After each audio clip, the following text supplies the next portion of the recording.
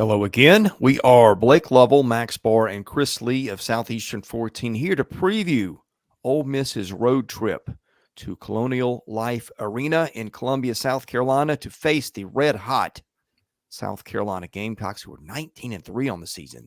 Oof. Ole Miss scores 18-4, so these are the two surprise teams of the SEC. We do not have a line as we're doing this on Monday morning, but looking at Bart Torvik and Ken Pomeroy, South Carolina should be about a 4 to 5 point favorite. We'll dive into the whys of that momentarily. But first, a reminder, this is brought to you by BetOnline. It's playoff time. The usual suspects are heading to Vegas for the championship. Our partner, BetOnline, is your number one source for football odds, stats, trends, and lines, with everything from point spreads to hundreds of bets on everything from the coin toss to the color of the Gatorade. BetOnline is your number one source for your championship wagering. Head to BetOnline today. Join to get in on all the action. BetOnline, the game starts here. All right, Max, I'll start with you. You've been our resident high man on Ole Miss since before the season started. We have all come around to Lamont Paris like everybody else. We slept on the Gamecocks a little bit before the season. We're not sleeping on them now. This is an interesting matchup. I think both teams are fairly at full health or close to it, which is good. You want to see these teams go best on best. Max, we'll open with your thoughts on this one. Yeah, so you mentioned the spread, probably about a 4.5 favorite for South Carolina. Your usual close game with the home court advantage factored in. Who would have thought? Who would have thought preseason that this game would be one of the best of the week? This is what I have as a game of matchups. I think the individual positional matchups in this game, I can't wait for them. You're at the point you're going to have Michi Johnson versus Juju Murray. Lights out both ways. That's going to be a great matchup. At the 2, you're going to have Talon Cooper against Matt Morrell. Both of the best perimeter defenders for each team and probably the biggest shot maker for each team. Great matchup there. Then at the 4, you're going to have Jamin Brakefield against the freshman Colin Murray Boyles. Great matchup there. I cannot wait to see who wins that battle. Brakefield a little bit more perimeter oriented. Boyles a little bit more inside, but they can both do a lot of things. Ole Miss has been moving Brakefield to the 5 in some instances. So you might see like Brakefield against BJ Mack a little bit. You might see a little bit of Cisse versus Josh Gray. Just force on force, every position. I think this is going to be a great matchup on both sides. Though if you want to look at the numbers, there's some discrepancies on both sides. If you're looking at from a South Carolina perspective, trying to find paths for South Carolina, they are going to probably crush the free throw battle. Ole Miss offensively is dead last in the SEC in free throws attempted. South Carolina lets up the least amount. They defend without fouling. So I don't think that's going to be an area on the road where Ole Miss is going to be able to cash in. I think they're going to really rely on their shooting and their mid-range games from Flanagan, Brakefield, Morrell, that kind of stuff.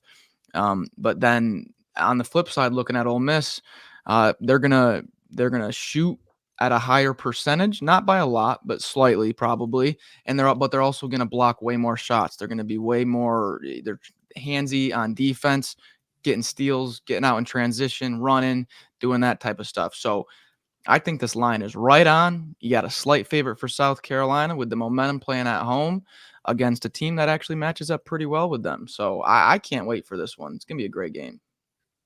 Yeah, I think what stands out for me is Ole Miss, as you said, because of South Carolina, the way they play and they're just not letting teams get to the free throw line consistently. They're going to have to shoot it well. Yep. And let's call it what it is. The A&M game was the outlier. It wasn't the norm. They went 10 of 24 there for 42%. We mentioned, and I gave you the reasons why I picked A&M was because they had shot it poorly on the road prior to that in some of those games. 4 of 17 at Auburn, 6 of 24 at LSU. So we'll see if they've been a top tier shooting team all season. They had some good shooting performances on the road earlier in the season, but of course, as you get into SEC play, that becomes a little bit tougher. So especially becomes tougher against a team like this, who is playing defense the way they are. And remember what we said about the Kentucky game. they didn't let Kentucky get threes because they were pressuring them. They were all over them. They were physical, and Kentucky could not run their offense to be able to get the open shots they needed. And so what did Kentucky do? They put their head down, try to dribble, try to make something happen, but they could never find what got them there, and that was the three-point shot. And so I'm curious to see if Ole Miss can do that, because if they can't, then I think it's going to be a long game for the Rebels, just based on how South Carolina plays. So there's some interesting dynamics of this matchup here. South Carolina, we have talked about the Gamecocks of having a big four: BJ Mack, Michie Johnson, Miles Studi, and Talon Cooper. Max, you pointed this out. Colin Murray-Boyles has become a much bigger part of what they have done. Maybe that injury to Studi sort of helped. It gave Lamont Paris a little leeway to give some other guys some playing time, not by choice, but because he had to. You've seen guys step up. Josh Gray has taken a bigger role. Meanwhile, Ole Miss, we've talked about how the bench has been a little bit of an issue. And if you look and you want to spell this out, bench minutes, South Carolina 112th in bench minutes. And this is all according to Ken Pomeroy. Ole Miss 270. Well, now you've seen a little bit of a change there. Jamarian Sharp didn't even play last game. Ole Miss between Cisse and Sharp is kind of limited offensively in the post. And with Sharp not playing, that would seem to cut the bench a little shorter. I think one place this game could tilt in Carolina's favor a little bit is just that depth issue that we just outlined, Max. Yeah, and if you saw in Ole Miss's last game, well, the game before that actually too, that the big win over Mississippi State at home, TJ Caldwell has the game of his life off the bench, makes 4 threes, career high 18 points, and then against Auburn 0. So that's the difference. You need that bench production for if you're Ole Miss. The thing is though is I don't think. Well, it does apply. South Carolina is most definitely the deeper team. I'm not sure if it applies to the extent it would against like Ole Miss against Auburn because of the pace South Carolina plays. Chris Beard said in his post game, he said, we were fatigued in that second half. Just we were gassed, and it showed.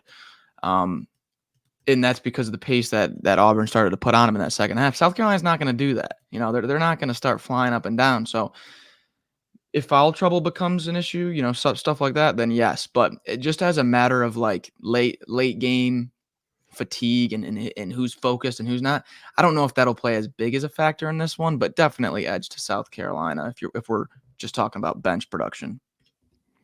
Yeah, and just the grind of having to play them. I mean, we've seen what they've done to these teams. Like it's just, it doesn't matter how many players you got. Like it's just that these guys will grind you, and It's even the if style. it's just the style that they play. And so I keep saying they perfected it. They execute the game plan. It's worked. And why should we think they're going to get away from that here against an Ole Miss team that probably feels a little bit deflated? Because remember, think of the high that Ole Miss was on after that Mississippi State game. They came out great first half against Auburn, and then they wind up getting beat by 14. And so now you got to go on road and play one of the toughest teams to play in the entire league. So, yeah, it's an interesting spot for both teams, but specifically, I think Ole Miss having to go on the road here, it's a tough challenge. Yeah, one thing of interest here is tempo. One reason South Carolina is winning games is because it grinds teams out, especially offensively. It holds the ball forever. It's got good guard play with Cooper, who just doesn't turn it over that much. And it gets enough baskets at the end of the shot clock that it beats you. Ole Miss also one of the slower tempo teams. Only A&M, other than, of course, Carolina, which is the slowest tempo team in the league, plays at a slower tempo than Ole Miss. I don't know if that plays to Ole Miss's favor because it's used to playing that kind of game and maybe negates a little bit of advantage Carolina's had. But look, guys, when it comes down to making your picks, both teams are fairly evenly matched. I think Carolina will be maybe a small favorite on a neutral floor right now, but it's not on a neutral floor. And Ole Miss hasn't been away from home a lot this season. When it has been, the results haven't been great, although Ole Miss did win at Texas A&M its last time out. And again, that is to make it a little more interesting, that's a very similar team in terms of tempo that I just outlined. So maybe maybe Ole Miss is a sneaky, not favorite in this one, but maybe got a chance to make this a little more in its favor than people would recognize. Still, South Carolina right now is beating anybody anywhere. That does not matter. Only going to help to be at home, which again is where Ole Miss, except for that game, is not played as well. I'm taking the Gamecocks. Max?